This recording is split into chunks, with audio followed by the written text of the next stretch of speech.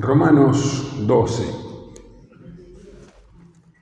Vos sabés que lo que hemos estado estudiando hasta ahora sería la parte doctrinal de la carta, y ahora viene la parte práctica. Si queremos resumir muy brevemente el contenido de esta carta, podremos hacerlo con 3 preguntas.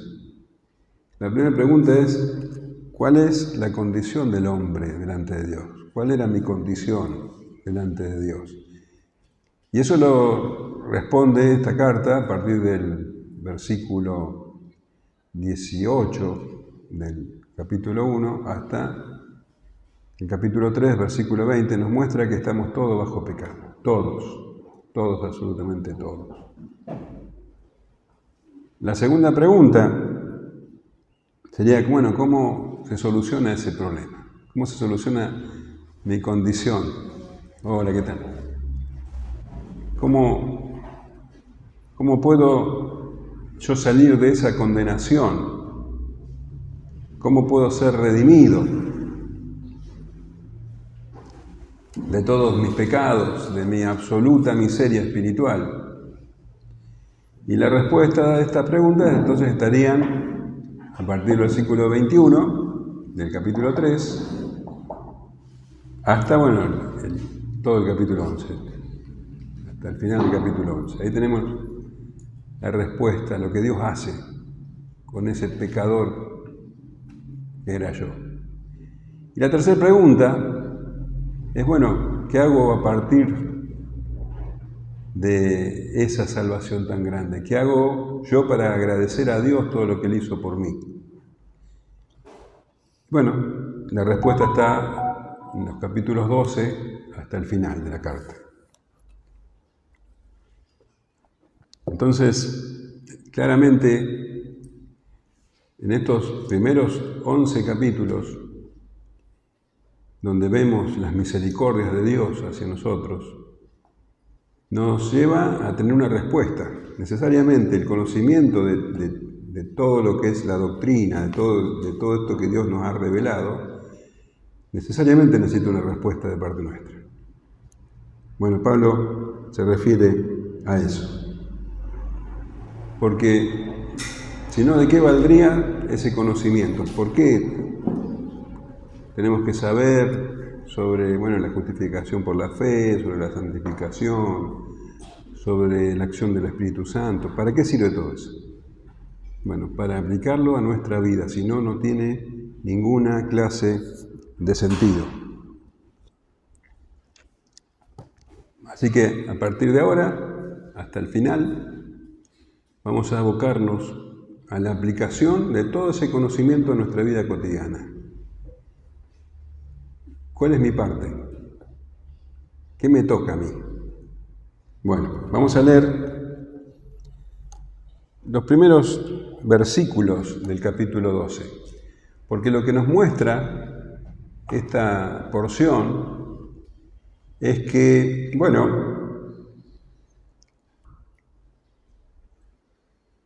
la respuesta de nuestra parte a Dios, a la salvación,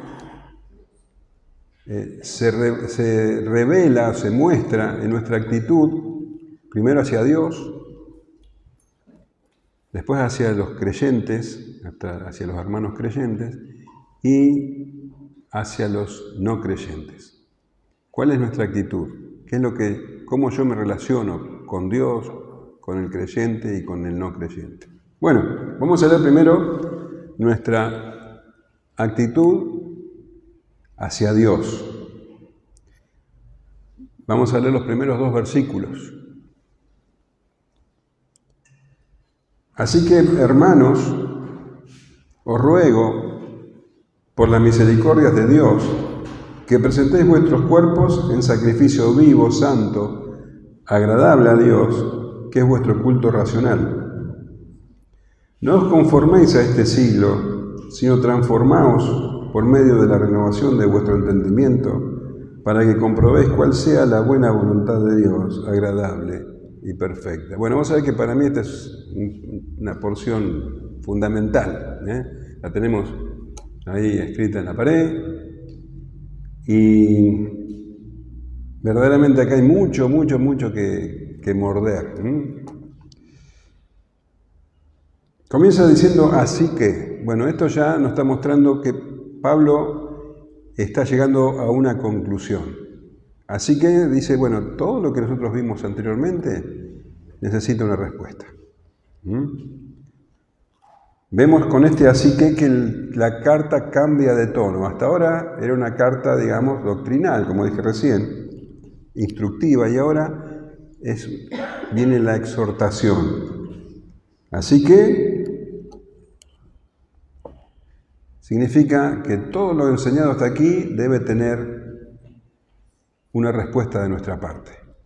Y Pablo podría ordenarnos cómo actuar, pero fíjate la palabra que él emplea: os ruego. Él tiene toda la autoridad para darnos mandamientos como apóstol. Sin embargo, de nada serviría una orden aquí, porque esta respuesta que nosotros damos tiene que ser algo que nazca de nuestro corazón, de un corazón agradecido, una respuesta voluntaria, espontánea.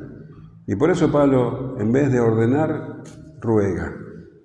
También en otras traducciones dice, os exhorto. Es un pedido amoroso de un hermano a otro, no de un apóstol hacia las ovejas, sino dice, así que hermanos, os ruego, por las misericordias de Dios. Aquí tenés la base de todo. Aquí tenés la motivación que debemos tener para nuestra vida, en base a todo lo que Dios hizo por nosotros, en base a las misericordias de Dios, a todo lo que leímos en los capítulos anteriores. Esa es la base, esa es la motivación que nos lleva a hacer lo que Pablo ahora nos está proponiendo. No hay una lista de normas, de reglas, de mandamientos, porque no estamos bajo la ley, estamos bajo la gracia. Y lo que hagamos nosotros surge de un corazón agradecido. Las misericordias de Dios son la motivación del agradecimiento. Y dice, os ruego por las misericordias de Dios que presentéis vuestros cuerpos en sacrificio vivo, santo, agradable a Dios. Bueno, acá nos está pidiendo un sacrificio. Y tal vez para nosotros esa palabra suena rara, no la empleamos mucho en nuestra vida cotidiana, pero para la gente de esa época los sacrificios eran algo común. Los lectores de esta carta, los primeros lectores de la Iglesia de Roma, bueno, eran creyentes que venían o del paganismo o del judaísmo. Y tanto en el paganismo como en el judaísmo se realizaban ofrendas de sacrificios, se ofrecían animales muertos. Entonces, para ellos era natural ofrecer sacrificios. Pero Pablo da una vuelta de tuerca acá y dice que el sacrificio no es de un animal muerto, sino nuestros cuerpos. No el cuerpo de un cordero, de un buey, nuestros cuerpos.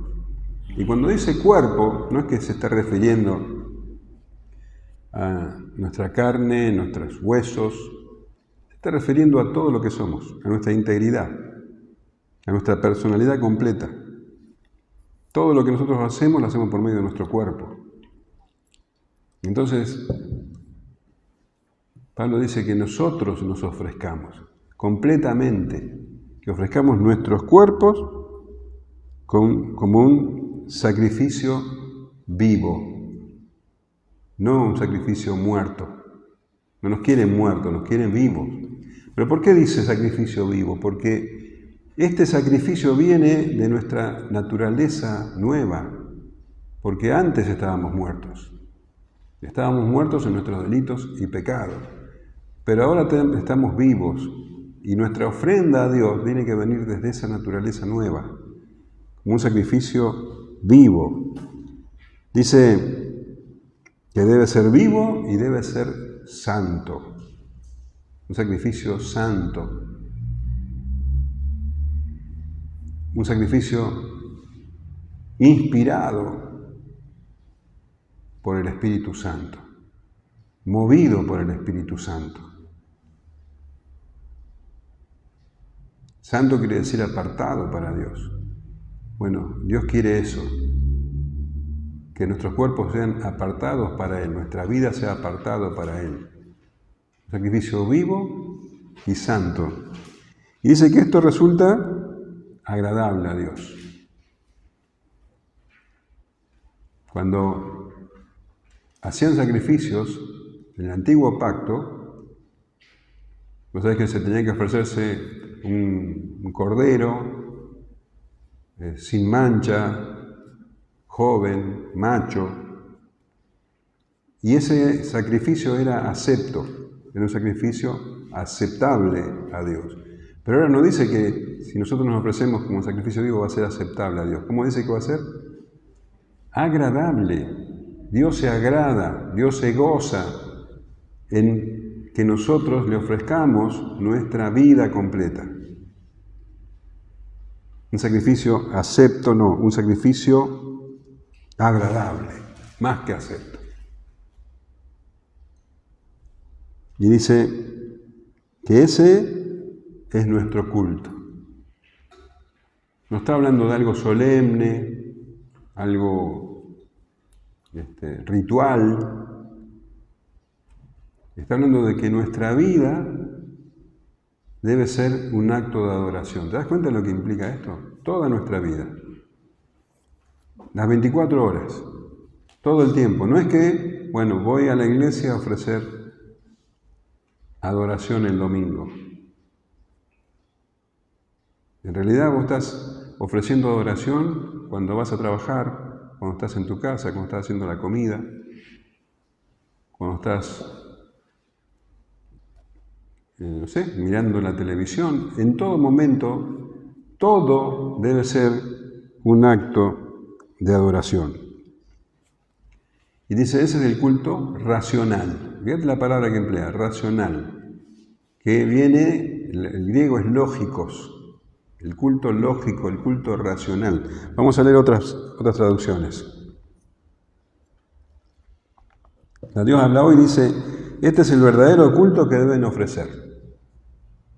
La NBI dice, esta es la adoración espiritual. ¿Te acuerdas que el Señor decía que el Padre está buscando verdaderos adoradores? La samaritana decía, ¿y dónde deben adorar? ¿En tal lado, en tal otro? No, Él está buscando verdaderos adoradores que lo adoren en espíritu y en verdad. De esto se trata. De una adoración constante, no de a ratitos. Constante, todo el tiempo. La palabra de Dios para todos dice, esta clase de adoración es la que realmente tiene sentido. Otra adoración no tiene sentido. Que vos te vistas de corbata para ir a una reunión especial y después sigas tu vida como siempre, no tiene sentido. Eso no es adoración, eso es ritualismo, eso es seguir costumbres, tradiciones, normas. La adoración que tiene sentido es esta. Lo que Dios está esperando es esta. La respuesta que Dios está esperando debido a todas las bendiciones, a todas las misericordias que Él nos ha dado, es esta clase de adoración. Y cuando dice culto racional, está diciendo así, lógicos. Este es el culto lógico. Esto es lo que debe ser, esto es lo que se espera, esto es lo razonable, lo justo. Él hizo tanto por nosotros que es lógico, es razonable, es justo que nosotros le entreguemos nuestra vida como un acto de adoración. ¿Qué te parece? Todo lo que soy, cada cosa, cada momento.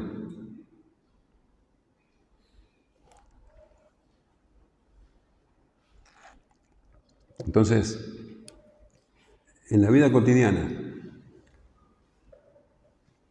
acá hay militares, hay estudiantes, hay amas de casa, hay profesores. Dios te puso ahí, jardineros, y Dios quiere que le brindes tu adoración ahí.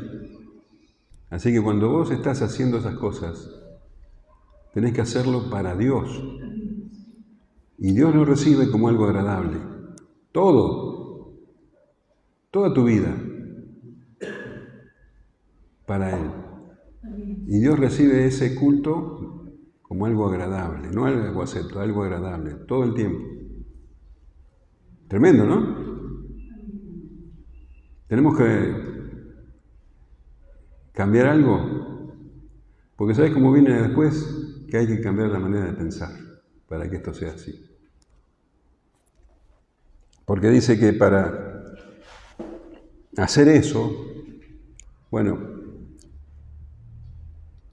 hay algo que tenemos que dejar de lado, que tenemos que evitar.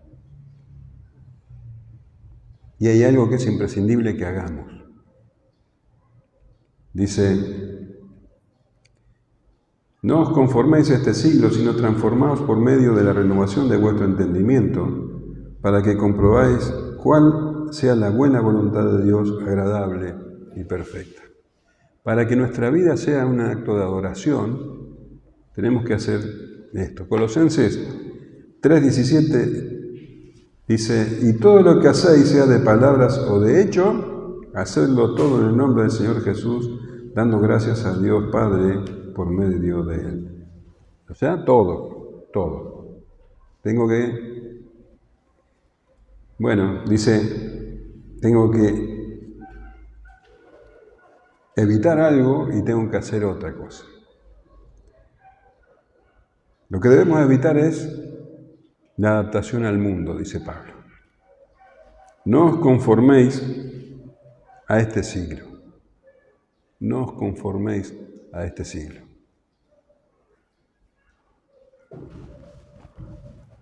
Vos sabés que nosotros no hemos alcanzado la perfección todavía. Somos santos por la obra del Espíritu nosotros, pero seguimos pecando, seguimos siendo pecadores. Y tenemos un serio problema, todos, que tenemos la inclinación a imitar, a amoldarnos al ambiente que nos rodea. De hecho, nosotros nacimos en el mundo, crecimos en el mundo, seguíamos la corriente del mundo, su modo de pensar. Y ahora Pablo nos presenta este desafío. Dice Efesios 2:1, y Él os dio vida a vosotros cuando estabais muertos en vuestros delitos y pecados, en los cuales anduvisteis en otro tiempo siguiendo la corriente de este mundo, conforme al príncipe de la potestad del aire, el espíritu que ahora opera en los hijos de desobediencia, entre los cuales también todos nosotros vivimos en otro tiempo en los deseos de nuestra carne, haciendo la voluntad de la carne y de los pensamientos, y éramos por naturaleza hijos de ira, lo mismo que los demás. Esto éramos nosotros. Pero bueno, Dios intervino, nos dio la salvación por medio de Jesucristo, y ahora Pablo dice, bueno, ahora no se conformen al mundo. La palabra griega es susquematizo, que de ahí viene la palabra esquema. No se conformen, quiere decir no tomen la forma del mundo. No se amolden al mundo. Vamos a otras traducciones. La NBI dice, no se amolden al mundo actual. Está hablando de un molde. La Biblia de las Américas dice, no os adaptéis al mundo. La palabra de Dios para todos dice, no vivan según el modelo de este mundo. La Dios habla hoy y dice, no vivan ya según los criterios del tiempo presente. No vivan conforme a los criterios del mundo.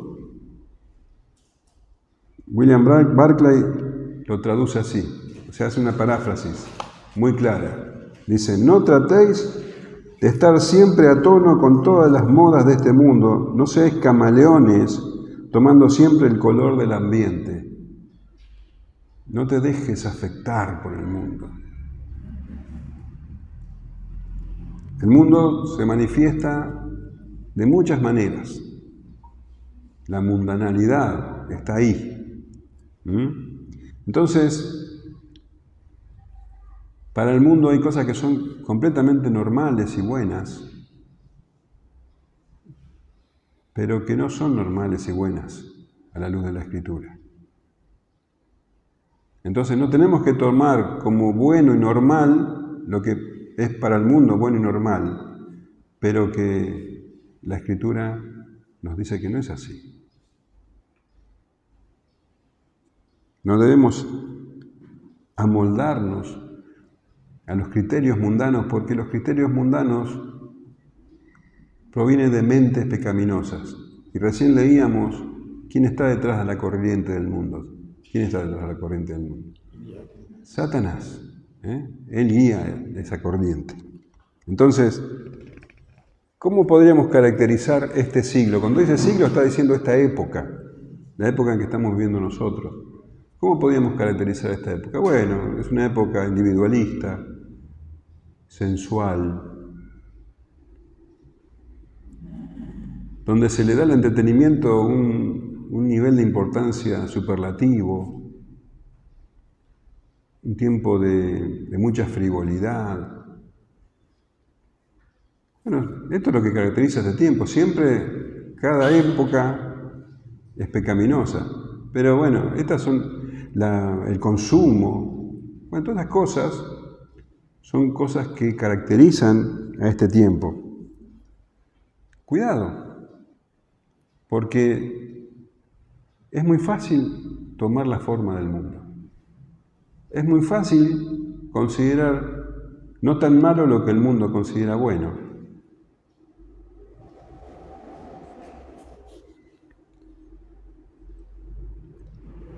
Pero tanto la frivolidad como el consumismo, el individualismo, todas estas cosas son manifestaciones de la vanidad, dice Pablo, de la mente. De una mente que está en tinieblas. En Efesios 4:17 dice, esto pues digo y requiero en el Señor, que ya no andéis como los otros gentiles, que andan en la vanidad de su mente, como el mundo, teniendo el entendimiento entenebrecido, ajenos de la vida de Dios, por la ignorancia que en ellos hay, por la dureza de su corazón, los cuales después que perdieron toda sensibilidad se entregaron a la lascivia para cometer con avidez toda clase de impureza. No es inocente el mundo, no es inocente, lo que sí es ignorante de las cosas de Dios, tiene el corazón endurecido. Y todo lo que el mundo considera bueno, acordate que está la mente satánica atrás. Entonces, no tenemos que andar como ellos, dice Pablo. En el capítulo 4, versículo 22 dice, en cuanto a la pasada manera de vivir, despojaos del viejo hombre que está viciado conforme a los deseos engañosos. Bueno, entonces Pablo dice esto porque nosotros ya no podemos vivir como los otros gentiles que están centrados en sí mismos. El primer y más grande mandamiento es amar a Dios y el segundo, amar al prójimo. Pero el primer y gran mandamiento del mundo es amarte a vos mismo, así como piensa el mundo. Entonces, en vez de estar centrados en nosotros mismos, nosotros tenemos que buscar ¿qué? La gloria de Dios. Acuérdate que nuestra vida debe ser un acto de adoración constante. Entonces, para que eso pueda ocurrir, nosotros no tenemos que pensar como el mundo. Tenemos que salir de ese molde. Ahora, cuidado con la religión vacía. Cuidado con relacionarte o creer que te relacionás con Dios según los criterios del mundo. Porque los criterios del mundo tienen que ver con las sensaciones y con los méritos. Entonces, cuando alguien basa su relación con Dios de acuerdo a los sentimientos, las sensaciones, bueno, va a estar siempre, claro, centrado en sí mismo y en lo que siente. Entonces, bueno, va a oscilar constantemente de un extremo a otro, cuando se siente bien y cuando se siente mal, con respecto a su relación con Dios. Y un tiempo va a estar animado y otro tiempo va a estar desanimado. Un tiempo va a estar agradecido y otro tiempo va a estar ofendido. Un tiempo se va a sentir valorado y otro tiempo va a sentirse menospreciado, porque está pensando en sus sentimientos. Y así se maneja en la vida, conforme a sus sentimientos. ¿Cómo me siento yo con respecto a mi trabajo? ¿Cómo me siento yo con respecto a mi esposa o mi esposo? Y claro, ¿cómo me siento yo con respecto a la iglesia? Sentimientos. La persona que basa su vida en sentimientos va a andar subiendo y bajando y no va a tener una verdadera relación con Dios.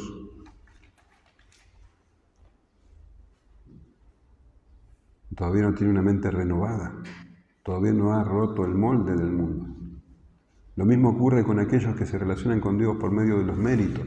La persona que quiere ganarse el favor de Dios, entonces necesita hacer cosas.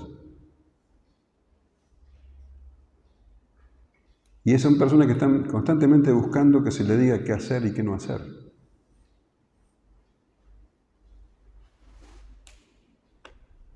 Y la religión vacía le ofrece los 5 pasos para la vida exitosa, los 10 pasos o los 10 escalones, no sé, de la prosperidad, o porque necesita reglas, normas. Pero esta clase de relación con Dios también provienen de una mente amoldada a este siglo. No es que no se puede relacionar uno con el Señor por medio de los sentimientos y de las acciones. Claro que nos relacionamos de esa manera también, pero si es solamente eso es insuficiente. Hay que, en vez de pensar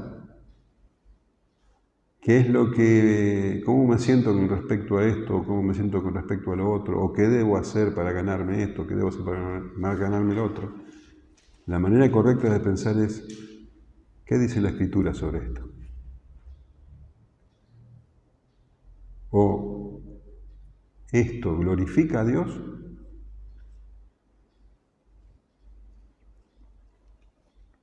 Entonces, lo que dice Pablo es que debemos salir de ese molde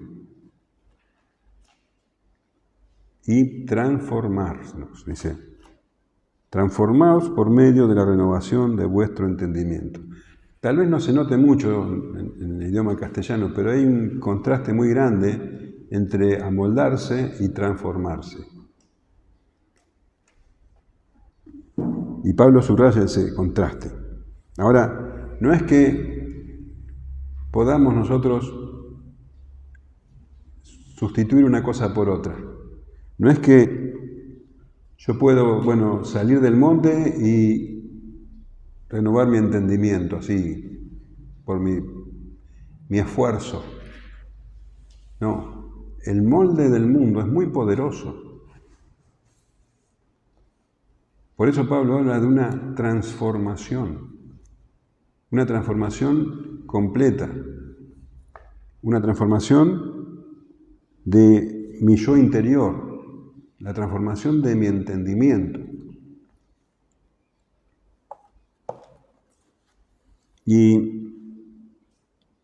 la Reina Valera dice, transformaos. Parece que es algo que simplemente tenemos que hacer. Bueno, no me amoldo al mundo y me transformo, pero en realidad, en el original, la acción no es nuestra. La acción es del Espíritu Santo. Por eso, la Nueva Traducción Viviente es más fiel cuando dice, más bien dejen que Dios los transforme. Entonces, no debemos amoldarnos al mundo, pero debemos dejar que el Espíritu Santo haga su obra en nosotros. Debemos dejar que Dios haga su obra. Esto es lo que se conoce como la santificación progresiva. Es algo que ocurre a lo largo de nuestra vida. Es Dios quien nos va transformando. En 2 Corintios 3:18 dice, por tanto nosotros todos, mirando a cara descubierta como en un espejo la gloria del Señor, somos transformados de gloria en gloria en la misma imagen como por el Espíritu del Señor. Es el Señor quien nos va transformando a lo largo de nuestra vida. Y es algo que, dice, el verbo está en presente, es algo constante, continuo. No es que yo voy a ser transformado un ratito y otro rato no, y al siguiente sí. Esto es algo constante, una transformación constante, progresiva, la santificación. Pero, si bien es la acción del Espíritu Santo, acá hay una orden que nosotros tenemos que hacer. No tanto que nosotros mismos nos transformemos, sino que nosotros debemos dejar que se nos transforme. Debemos colaborar en todo para que Dios nos transforme. Tenemos que ser activos en esa transformación. Tenemos que esforzarnos en esa transformación. Mirá lo que dice Filipenses 2:12. Por tanto, amados míos, como siempre habéis obedecido, no como en mi presencia solamente, sino mucho más ahora en mi ausencia, ocupaos en vuestra salvación con temor y temblor. Dios es el que está en nuestra salvación, el autor de nuestra salvación, pero nosotros tenemos que ocuparnos. Cuando habla de salvación está hablando de nuestra vida como salvados. Ocupaos de vuestra salvación con temor y temor, porque Dios es el que en vosotros produce así el querer como el hacer por su buena voluntad. Es Dios quien lo hace en nosotros, pero nosotros tenemos que ocuparnos de eso. Tenemos que hacer nuestro mayor esfuerzo, colaborar en todo con el Espíritu para ser transformados. De esta manera, dice, para que comprobéis cuál sea la buena voluntad de Dios, agradable y perfecta. Este es el resultado de la transformación. Comprobar que la voluntad de Dios es agradable y perfecta. Discernir la voluntad de Dios. Que la voluntad de Dios esté impregnada en nuestra conciencia ya. Y eso se logra poco a poco. Los creyentes no pueden depender de su propia conciencia solamente. No podemos decir lo que está bien y lo que está mal. Necesitamos la guía del Espíritu Santo y la iluminación de las Escrituras. Es por medio del conocimiento de las Escrituras, mediante la guía del Espíritu Santo, que nosotros nos vamos a ir transformando la manera de pensar.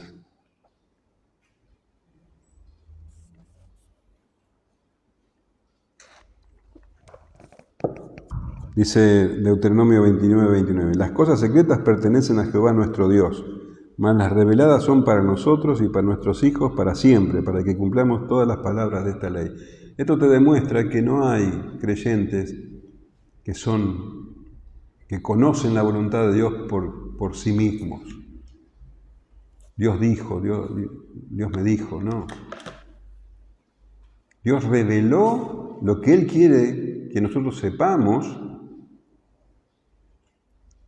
por medio de su Escritura, por medio de la palabra, para que nosotros cumplamos con todo lo que Él nos ordena.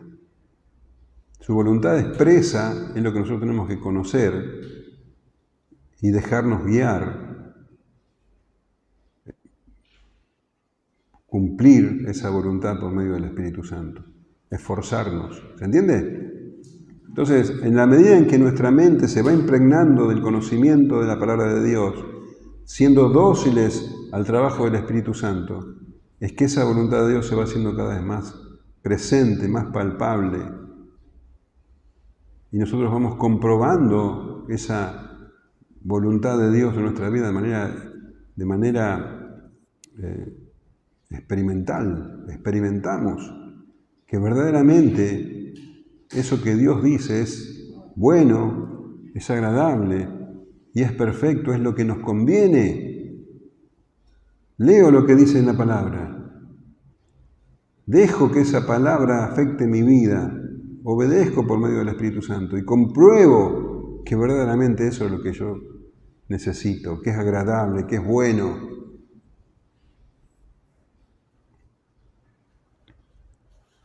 Como dice el Salmo 19:7, la ley de Jehová es perfecta, que convierte el alma.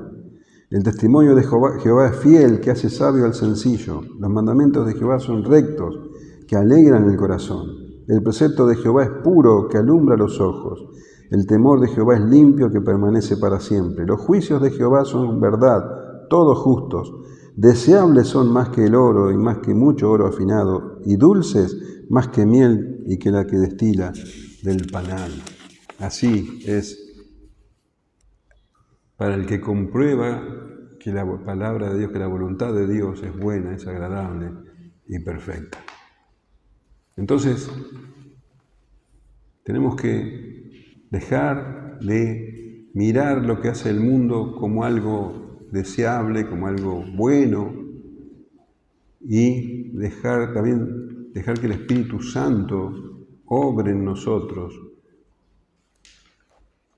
por medio de su palabra para ir transformando nuestras mentes de a poco, poco a poco. Y nos podemos examinar con esto.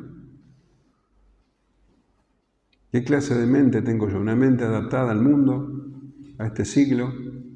¿O tengo una mente que se va renovando día a día?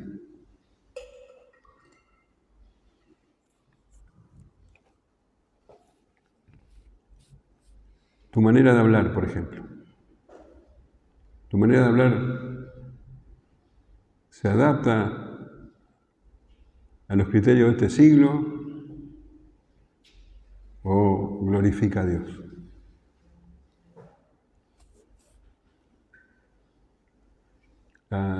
Tu forma de entretenimiento se adapta a los criterios de este siglo o glorifica a Dios. Las películas que ves, las series que seguís, los juegos, los deportes, no están mal en sí mismos.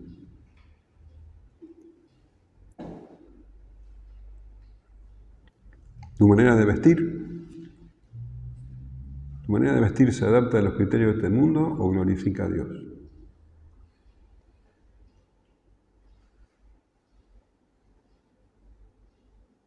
La manera en que gastás el dinero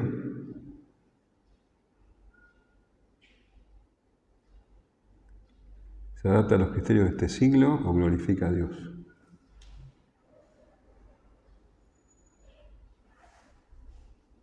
¿Te duele dar para la obra de Dios?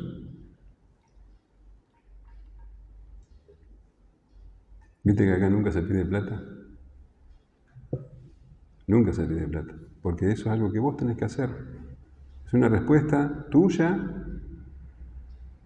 a las misericordias de Dios.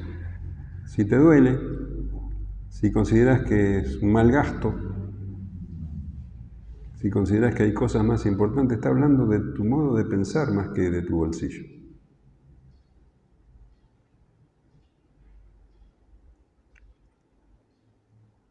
Tal vez haya cosas que no son malas, pero que ocupan toda tu vida, todo tu tiempo, todo tu esfuerzo. Y no te queda mucho espacio para dedicarle a atender a tu esposa, a tu esposo, a tus hijos, para servir en la iglesia, a tus hermanos, para ayudar al que lo necesita, para enterarte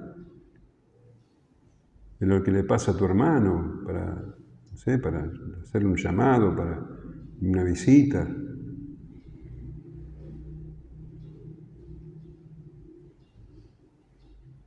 Pensá si tu mente está demasiado amoldada al mundo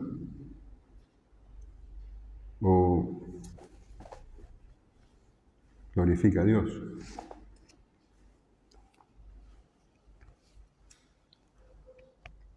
Y así es entonces el tema de que Pablo nos habla en cuanto a la actitud del que ha recibido las misericordias de Dios con respecto a Dios.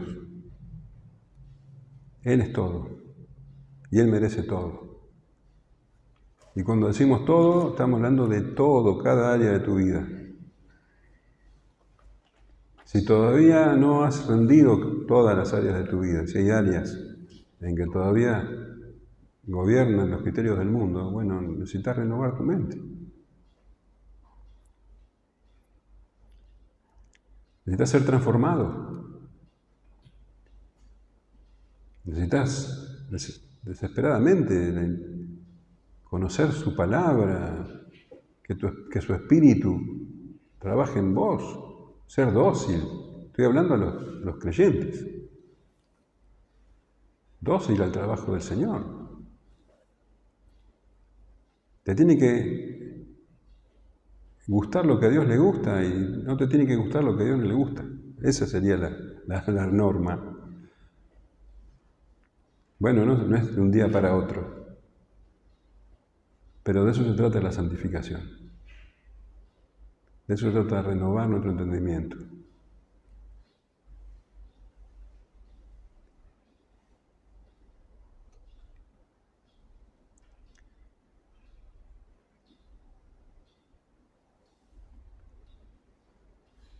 No sé si dejar que comenten algo o continuar.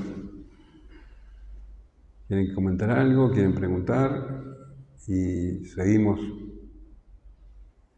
el próximo jueves con la actitud del cristiano con los otros creyentes. ¿O seguimos? Continúa. ¿Eh? A mí me quedó lo que dijiste rato de que a veces la vestimenta. ¿Viste? Yo me congregaba en iglesias libres. Cuando conocí al Señor, lo conocí con Pentecostal. Y me empecé a congregar con una iglesia del Espíritu y ahí me bauticé. Y era muy así que tenía que ir de traje y corbata. Y había unos chicos que eran, no sé cómo decirlo, guiados por el Espíritu Santo y vos veías, y vos ves. Todos tenemos, digo, la carne es débil, ¿no es cierto? Cometemos todos, cometemos de todo. Pero estos chicos eran, no sé cómo decirte, congregados a las cosas de Dios. Y vos se creyeron que era de iglesia porque les dijeron que tenían que ir de traje, camisa, corbata y traje. Y los chicos no tenían, porque eran los hombres. Déjame de ir por eso. Claro. Eso me quedó. Claro, lo que pasa es que no se trata de eso, no se trata de que vos te vistas de traje y corbata.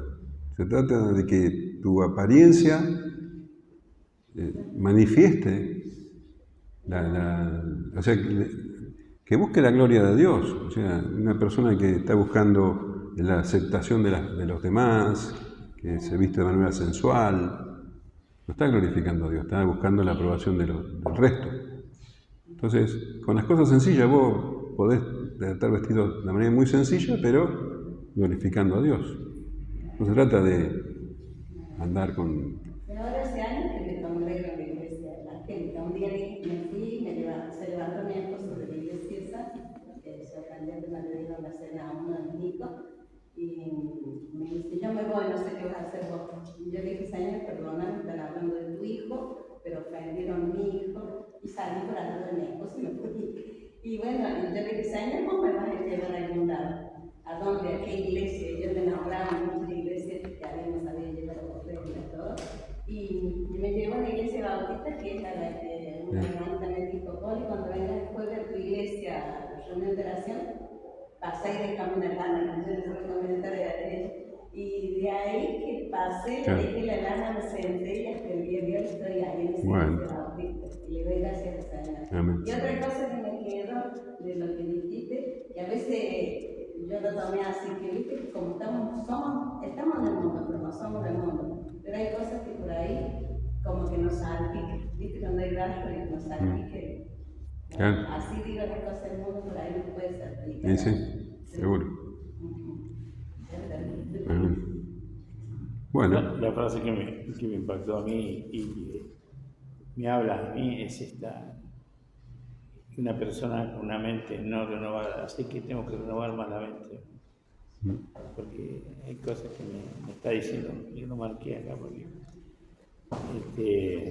tengo algunos defectos en los sentimientos y algunas cosas que por ahí Hay que cambiar. Bueno.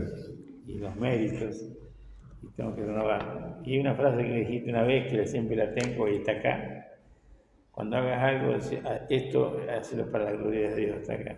Amén. Así que son cosas que... Amén.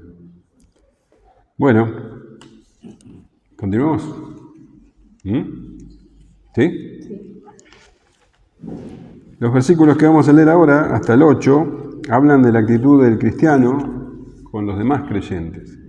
Tenemos que cambiar la manera de pensar con respecto, en primer lugar, con nosotros mismos para poder relacionarnos bien con el resto de los creyentes. Por eso Pablo dice, digo pues, por la gracia que me es dada, a cada cual que está entre vosotros, que no tenga más alto concepto de sí que el que debe tener, sino que piense de sí con cordura, conforme a la medida de fe que Dios repartió a cada uno. Porque de la manera en que en un cuerpo tenemos muchos miembros, pero no todos los miembros tienen la misma función, así nosotros, siendo muchos, somos un cuerpo en Cristo y todos miembros los unos de los otros. De manera que teniendo diferentes dones, según la gracia que nos es dada, si el de profecía, úsese conforme a la medida de la fe, o si de servicio, en servir, o el que enseña, en la enseñanza, el que exhorta en la exhortación, el que reparte con liberalidad, el que preside con solicitud, el que hace misericordia con alegría. Bueno, entonces, para vivir una vida agradable a Dios, dice que tenemos que renovar nuestro entendimiento. Bueno, en primer lugar tengo que renovar mi entendimiento con respecto a mí mismo. Porque decíamos, el mundo nos pone a cada uno como el centro del universo. Para cada persona lo más importante es lo que le pasa a uno. Bueno, entonces, dice Pablo, digo pues, por la gracia que me es dada, a cada cual que está entre vosotros, que no tenga más alto concepto de sí que el que debe tener, sino que piense de sí con cordura, conforme a la medida de la fe que Dios repartió a cada uno. Entonces Pablo acá sí está ahora aplicando su autoridad apostólica. Dice, digo pues por la gracia que me es dada. Entonces, acá está hablando Pablo como apóstol. Y dice,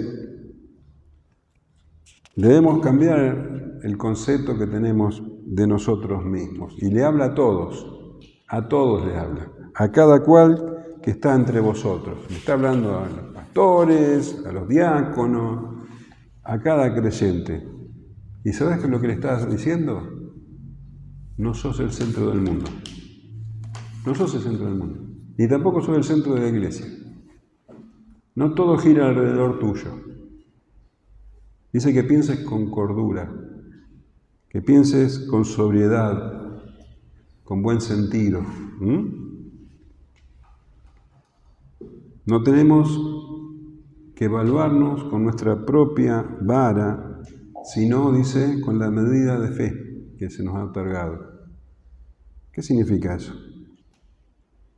No tenemos que pensar que somos lo más importante. La medida de fe, bueno, es el conocimiento que se nos ha dado y tenemos que pensar bueno, nos desplazamos del centro y pensamos conforme a la medida de la fe que se nos ha otorgado, cómo podemos nosotros bendecir, cómo podemos nosotros servir, cómo nosotros podemos ayudar, ser de bendición a otros y a la iglesia. Entonces, ya está.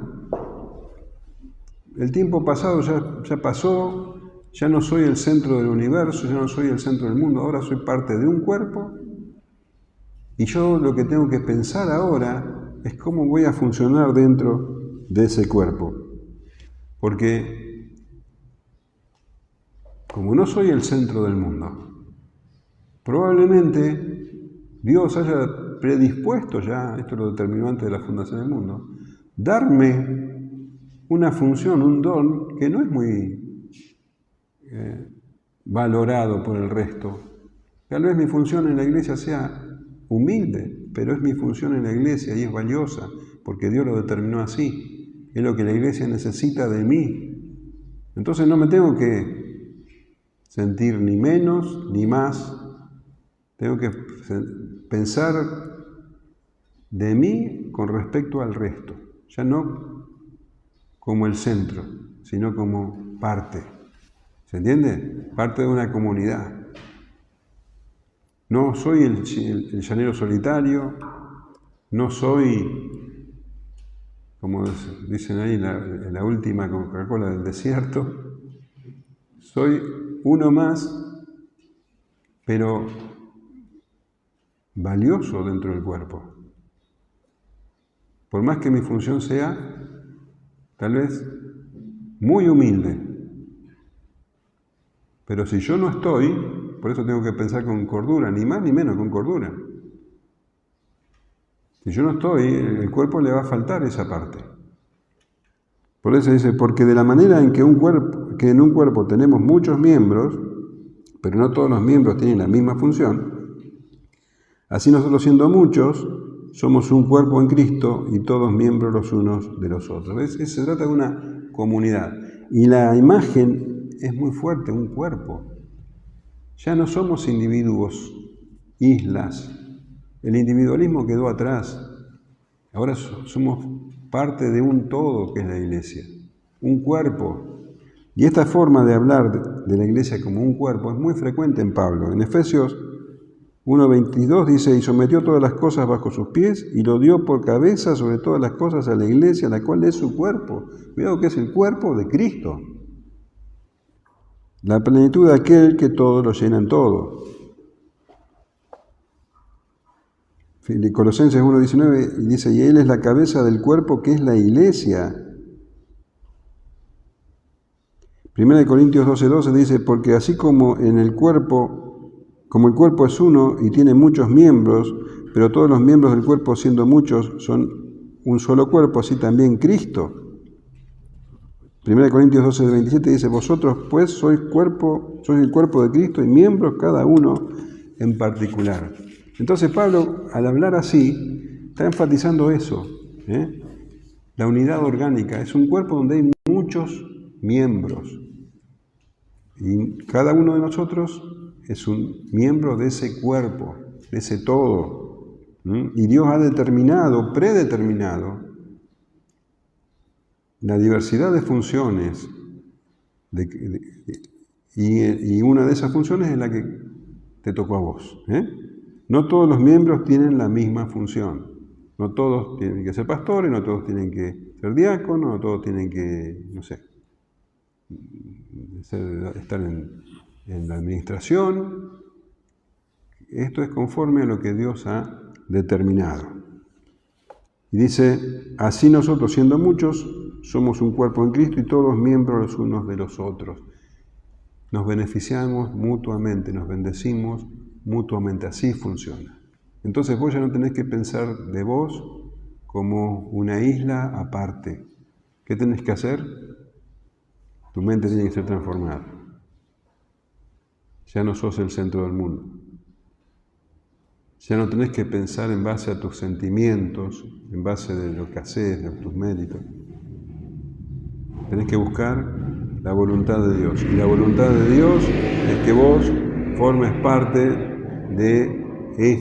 del cuerpo que es la iglesia y que pienses en función de eso. De manera que, teniendo diferentes dones según la gracia que nos es dada, si el de profecía, úsese conforme a la medida de la fe. Cada uno tiene un don diferente o dones diferentes. Ahora, los dones no son para que nos jactemos, sino para que los pongamos al servicio de la iglesia. Los dones no son una propiedad del que lo tiene. No sirven de nada así. Son herramientas que Dios ha colocado en diferentes hermanos para la edificación de la iglesia. En Efesios hay una lista de dones, en 1 Corintios hay otra lista de dones. Todos los dones son con ese propósito, edificarnos los unos a los otros. Hay quienes dicen que hay dones que han cesado, la Biblia no lo dice. Lo que sí es claro es que hay dones que son necesarios para un tiempo y un lugar y que no son necesarios para otro. Hay dones que en el tiempo bíblico eran necesarios que hoy ya no. Pero los dones están vigentes. Lo que pasa es que no tenemos que decir falta este don o sobra aquel don. Dios ha determinado cómo es la iglesia y qué dones son los que necesitan.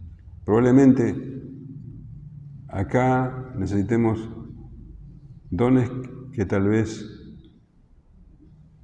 no sé, en Hungría o en África necesiten otros.